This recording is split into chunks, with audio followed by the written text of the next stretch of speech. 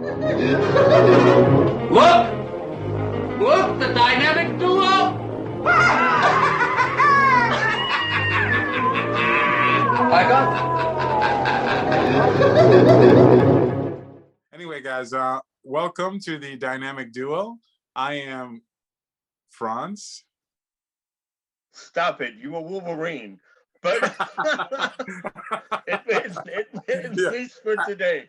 I'm Kevin, and welcome to, in this case, Xavier's Mansion and the Batcave, ladies and gentlemen. That's right. That's exactly right. Listen, we've got a couple of really hot topics to talk about. I cannot wait to get your opinion on those. We're going to talk about two different subjects. What I want to do is I want to talk to you about Captain America and the Winter Soldier. I mean, what am I saying? Falcon and the Winter Soldier. Yeah. Episode 2. Did you watch and did you like? Oh, I've seen all the way up until the 3rd episode. I've been busy. Oh, the third one dropped this. The 3rd one dropped this morning. I've already watched it. Oh, that's right. That's right. Oh, so no spoilers on the 3rd one. I won't say anything. Let's talk about the 2nd one. What'd you think? Do you remember what I said to you a couple of weeks ago when we talked about the fact that it was coming and then talked about the 1st episode? Correct. I am really going to be upset when this is over with. Yeah. If there was a way of keeping Anthony Mackie and Sebastian Stan and paying them enough to be on TV every week, I would do it. Yeah. This show is strong enough to support that. It just works. There's no other way to put it. It simply works. Yeah. Not to toot my own horn, but going all the way back to when we talked about it, when we reviewed the trailer, the whole Lethal Weapon cop buddy movie thing, with every episode, it's coming through deeper and deeper and deeper. All I'm going to say about the 3rd episode is don't turn away from it. Wow. Their chemistry as two actors, even if they had not been in the movies themselves, and I have come to this realization, if they had done this as a separate project, without Falcon appearing with Captain America, or even without Bucky appearing with Cap, or being in any of the Avengers stuff or anything else, this would have stood on its own without that. The thing is just that strong. Yeah. I couldn't agree with I couldn't agree with you more. I really couldn't agree with you more. The show is superior, and there's no other way to describe it. It's elevated. It's multi-layered, and it attacks every layer to the optimal level, like to the best that it could be. So as a superhero TV show, well, it's the best that it could possibly be. Yes. The special effects, the action sequences, it's movie quality, but it's not just movie quality. It's the highest level movie quality. It's Avengers big budget movie quality. I need the symbol.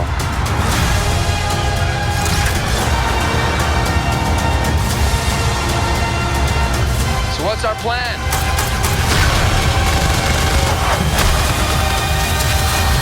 Like, it doesn't get better than that. And it's not just the fact that the budget is big and that, you know, the special effects are big. It's the delivery of it. It's exciting. It's cool. It captures the superhero pose. It's everything that you would want from that point of view. But it doesn't stop there. As you said, that buddy cop relationship is maximized to the nth degree. The chemistry between the two actors is unbelievable. And it's great, and it works on screen, and you get it, and it's just well delivered, the relationship. The comedic aspect is there. It's funny, but it's not funny in a silly way. It's not funny in a Thor Ragnarok way. You know, I had to drop that in there. So you know, I had to drop that in there somehow. But it's not silly in a Thor Ragnarok type of way. It's funny in a genuine funny type of way. But while it's funny, while it's action adventure, there's depth. there's character development. There is there's deep character development of the Falcon and his relationship with his sister, of Winter Soldier and his psychological situation because of his past. That's explored to the fullest degree possible. And in episode 2, they took it someplace that was daring and fascinating to me, and it impacted me. They made a very strong statement with with current events, with African Americans and Black people in America, and they did it subtly. They did it and they did it well. It wasn't over the top. It wasn't exaggerated. It was such brilliantly delivered. It made me uncomfortable, and it made me, particularly given what's going on in the world with George Floyd and the trials and stuff like that. It made me a little bit sad. So I'm watching a superhero show that hit me home in a very real sort of way. And I don't know what you thought about that, and especially, with the storyline of the original Super Soldier. They really took it there. The show is that deep and yet that entertaining at the same time. You can't get better than that. I have to tell you, you and I must be joined at the hip, the brain, and everything else, because I felt just as uncomfortable as what you just described. But I applaud Disney. I applaud the producers and creators of the show itself for having the guts, the wisdom, and the creative pieces to even do it. Because what made it work, even though there's an uncomfortable line there, but what made it work, and I'm sorry, folks, spoiler alert, is after the police figured out that Sam was the Falcon, they backtracked everything. It was sort of like, oh, we didn't just do that. We did. Yeah, you did. Yeah, you did. Yeah. And it made it, the hole that they dug became even deeper when that happened. We must be joined at the hip. We must be joined at the hip, because that's exactly the point that affected me the most. You're absolutely right. And again, that's what I mean by how it was delivered. It wasn't over the top. It wasn't like, oh, let me give you a message and let me show you how bad things are. No, it was subtle. It was just happening, and it was happening on a realistic basis. It wasn't, they didn't portray the cops by having that shift. They didn't portray the cops as stereotypical racists, I'm just racist, period. Because that's not how society necessarily works. Right. You see, racism was happening in a very ugly way, but in a way that they didn't even realize. You know what I mean? And so the moment they realized, oh my God, you're a Falcon, you're Sam Wilson, and it's like, oh, they're all disarmed. That was such a brilliant and subtle thing. It's even hard to describe the impact of it. And so I agree with you that I caught on to that very, very deeply. And it made that whole thing even worse, even more egregious, because what it showed you is those things are happening, and they're happening to people who sometimes don't deserve it at all, and they're victims of it. It's very deep. I don't even know how.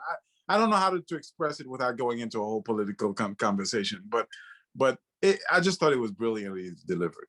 I have to point out one other piece, if I can, and that's when they were going to visit the other gentleman. I'm not going to delve into that, but when the kids were on the sidewalk and he saw him and said, "Oh, Black Falcon." That's right. That's right. First of all, that was a beautiful thing to do because of the DC Comics character Black Falcon that Black. was created for the Super Friends. But I love how they worked around. I was like, so I'm not just Falcon because I'm the Falcon. I Yeah. have to be Black Falcon in Yeah. order to make this work. Yeah.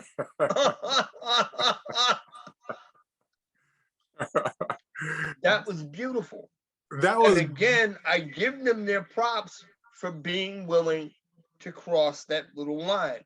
they did. They did. Pardon me.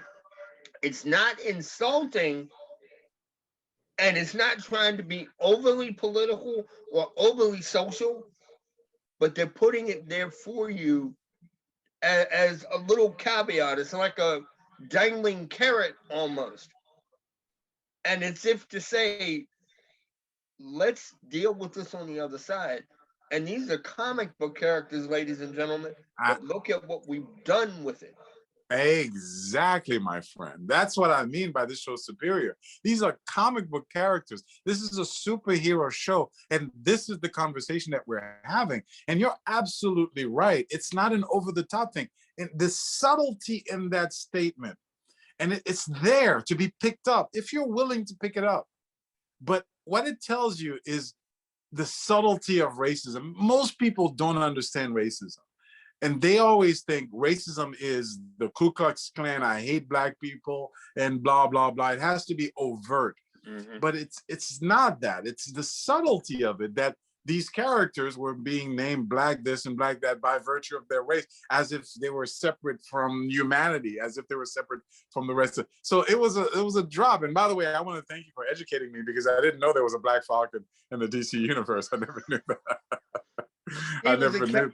In the just to clarify, in the 70s when they did the Super Friends, at a particular point when they were putting all that together, somebody within the production line said, since these have to be politically correct, and this was decades before the prevalence of what it is now, they went back. They put in Black Falcon, which was their version of Black Lightning, but they didn't call him Black Lightning back then. They put in a character called Samurai that could whip up wind and mess around with certain elements. They brought in a Latin-based character named El Dorado that was kind of the dumbest thing in the world. No disrespect to who the character was supposed to be, but what they ended up doing with him was seriously stupid. Yeah. He was dressed almost like a bad matador, and he had a red cape that he could wrap around himself. And when he wrapped the cape around himself, he disappeared. That's all that happened. He just disappeared. Did he become invisible? Or did you he never disappear? saw El Dorado do anything other than and it was almost like a bad vampire thing, because he would raise the cape up and then pull it around himself like Dracula did. I'm not kidding you. I'll send you a clip of the character. Oh, it's ridiculous. But this was back when Hanna-Barbera was told, you must do this. It's the the beginning of the political correctness era. It has to be. And eventually, somehow, some way, I guess common sense finally broke through, and they got rid of the three characters. But yeah, there was a Black Falcon, aka Black Lightning, in the Super Friends. Exactly. And again, this is the brilliance of this show. I mean, of the Falcon and the Winter Soldier, is that we can be watching a superhero TV show and have that conversation without, and this is the key, without in any way, shape, or form sacrificing the superhero-ness of the show, of the characters. That, you know, if you compare that, and I hate to do this, but if you compare that to WandaVision, it makes you realize how bad WandaVision was. It just makes you realize how it was a bad show, and it's unforgivably bad. It's almost sabotagey bad. The people who made that show have no clue, and they demean the characters, and they reduce the potential of those characters in a very, very serious way. And but the Falcon and the Winter Soldier are definitely just excellent. I look forward to it, and it's just been great. It's just been great. It's I couldn't put a better stamp on it beyond what you just said. But I do want to add this, although this has no real impact on Falcon and Winter Soldier, but I have to say this. What we're talking about with Falcon and Winter Soldier, although it was done to a lesser degree in the 70s, this has been done before. Do you know where? That's a nice trivia question. So let's play the game. Let me understand what you're talking about. It's been done before. So there are so many aspects for television. I understand, but what's been done before? There's so many aspects of Falcon. The aspect of the humanistic side of things, and to a certain degree, the reality of what was happening around people and on down the line.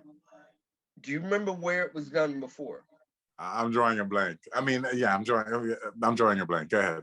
The original Incredible Hulk series with Bixby and Ferrigno, because a good 75 to 80% of those shows, they dealt with the humanistic side of what Banner and the monster, if you can call him that, shame on me, went through. And the impact that both David and the Hulk himself had on the world around them, and vice versa. Interesting. Very,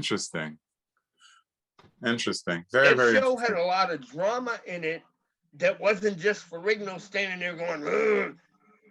It was people oriented. It was people driven. And that's where it came from. Interesting. I have to admit, I am not that knowledgeable, that connected, that much of a fan of the Bill Bixby Incredible Hulk series. I didn't have anything. I didn't hate it, but it never drew me in, and so I don't have that understanding of the show that you do. And maybe I should have watched it, but for me, it was like, that's not the Hulk. That's not my Hulk. and I was enough of a kid to enjoy seeing a big Lou Ferrigno guy standing with muscles. I enjoyed that, but I was like, bro, that's not my Hulk. That's not. Even as a kid, I knew, nah, that's not my Hulk. So I was never that connected to it. I personally, I just feel that a lot of the human side of what they're bringing out in Falcon and Bucky, it just reminds me of, even though it's far more intense, because you're dealing with today, and the world for today is far more intense and engaged than what they had in, say, 1975, 76. Yeah. But it reminds me of some of that same character-driven writing. In part, although it goes back to the movies, that's why Downey Jr. and Chris Evans work as well as they do as Tony Stark and Steve Rogers. Because they didn't, even though they're comic book characters, the truth is, Franz, they did not play those two characters as comic book, I don't want to say buffoons, that's not the right word, so forgive me, but they played them as heroes, but they didn't play them as a comic book page. So forgive me, I don't know if you're done, but what you just said is very, very important, and it's a very deep issue. And you're absolutely yet again right, and you're absolutely yet again on point. But here's the interesting thing. So you've got Tony Stark, and what makes Tony Stark work is the fact that he doesn't play it as a comic book, quote unquote, buffoon. And I agree with that term, by the way. But here's the interesting thing and fascinating thing. We have a perception of comic books that isn't real, isn't true. Though, at least Marvel, and I don't know DC, and I was never a fan of DC because of that. There was, forgive me, I know you're a DC fan, there was a certain degree of buffoonery from DC Comics that didn't appeal to me, and I never connected to it. But the Marvel comic books, of course, there is an exception to every rule, and there are some buffoonery Marvel comics. But generally speaking, when you read a Marvel comic book, particularly, interestingly enough, and this is true throughout, but even in the beginning, like, we have this perception, and when I say we, the fan, and I've seen it a million times, we have this perception that superhero comic books, the Kirby era, was just silly nonsense, childish, stupidity. That couldn't be further from the truth. Steve Rogers and Captain America and a Jack Kirby Stan Lee comic book is as deep, as complex, as serious, as straightforward as anything Chris Evans has done, as any storyline. And people, it's a hard thing to believe, but believe me when I tell you that as an adult, I have a collection of those comic books, and I read them over and over again. And I'm telling you, there's brilliance and there's realness in there. There's drama. Yes. Is sometimes the Plant Man coming out as a villain? Yes, that happens. And that's unacceptable. And guess what? Those characters don't last. Dr. Doom does. Galactus does. And so when I go back and I read Thor, Jack Kirby and Stan Lee's Thor, then followed by by John Buscema, there is depth and there's drama and there's pathos and there's mythos and there's everything that you need in those books to be transferred into what we see today. And we take that for granted. We really, really, really do. And it's a shame. And forgive me to go on, but it continued on. When you read the Phoenix Saga, I dare anyone to tell me which movie, the idea is we got to change it to make it more realistic and blah, blah, blah. I dare anyone to tell me which X-Men movie is better than the Phoenix Saga from the comic books. I dare them to, and so on and so forth. There's a whole bunch of really deep and powerful stories within that genre that we disrespect because we think that it's all silly, super friends nonsense, Agreed. Anyway, No, go ahead. I'm sorry, please. No. I was going to say, and I know we got to go, but I was going to say within what you just said, and I bow to your genius. This is where, and I don't want to end this on a bad note or a sour note, but this is where Hollywood keeps making their mistakes, because they remove the human element of what makes the characters work. Even in the DC universe, they take out the pieces that make the character relatable back to the audience outside of, I can fly, I can pick up a car, I'm going to use a beam of some sort and blow something up. That's all part of your fantasy element. Yeah. But there has to be a certain level of verisimilitude, which is a word I'm sure you're familiar with in one way or another. The word actually relates back to being able to tell a story, and even if it's in a fantasy world, having it carry a level of believability behind it. Beautiful. I didn't know that word, verisimilitude. I'm gonna steal. I actually picked the word up from Richard Donner, and it's been part of my vocabulary ever since he used it. Well, you know what? I'm going to steal it from you now. I'm going to start using it from now on. Verisimilitude. That's an awesome word. And you're absolutely right. What I find what I find, it's an interesting balance, right? What I find is that we don't understand the genre. So we either focus only on the spectacularness of it and we sacrifice the relationship and the character development of it, or we ignore and reject the spectacularness and focus only on, you know, realism and things like that.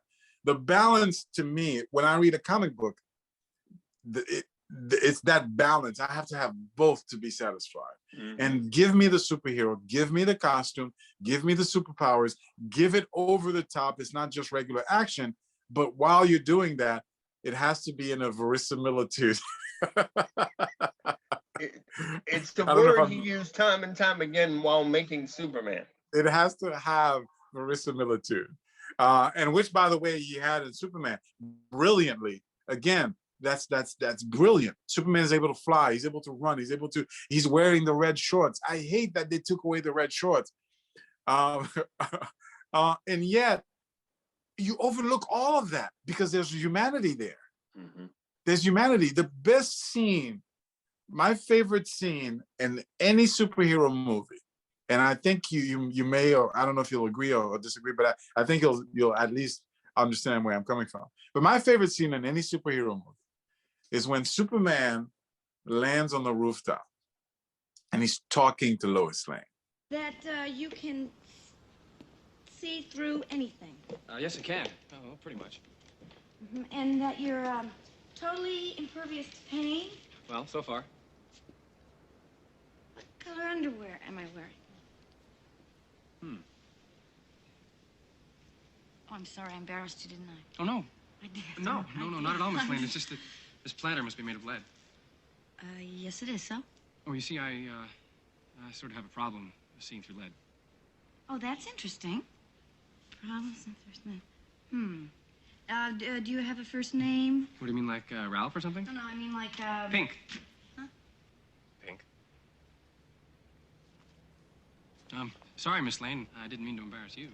Oh, you didn't embarrass me. What's your background? Where do you hail from? Well, it's kind of hard to explain, actually. See, I'm from, well, pretty far away. Another galaxy, as a matter of fact. I come from a planet called Krypton. Huh? Krypton. Oh, Krypton! With a C-R-I? No. No, actually, it's Krypton with a K-R-Y, P-T, no N. K-R-Y. Do you like pink?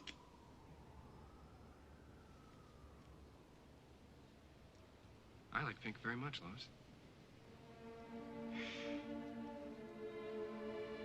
Why are you? I'm sorry?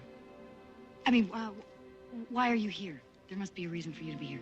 Yes. I'm here to fight for truth and justice in the American way. You're gonna end up fighting every elected official in this country. Sure you don't really mean that, Lois? I don't believe this. Lois? Hmm? I never lie.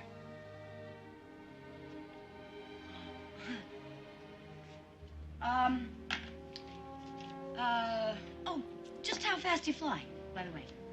Oh, I don't know, really. No, never actually, bothered to time myself. No? Say, why don't we find out? And how do you propose we do that?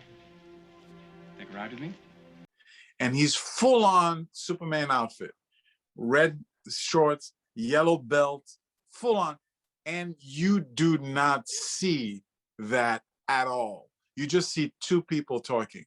And then he grabs her by the waist and says, let's go flying. And to me, that is the pinnacle of delivery of the superhero genre. The pinnacle of that's my favorite scene in any superhero. That's it. So anyway, my friend, listen, we've talked it out. We've done it. We've been there. We've done that. Great to see you again. Hope that you guys enjoyed the show. Listen, if you don't forget to subscribe, don't forget to share, don't forget to comment. If you disagree, comment. Let us know. And then we'll see you at the same bad time and the same bad channel. Always. Excelsior, ladies and gentlemen. All right, my friend. I'll talk to you later, okay? All right. See you soon.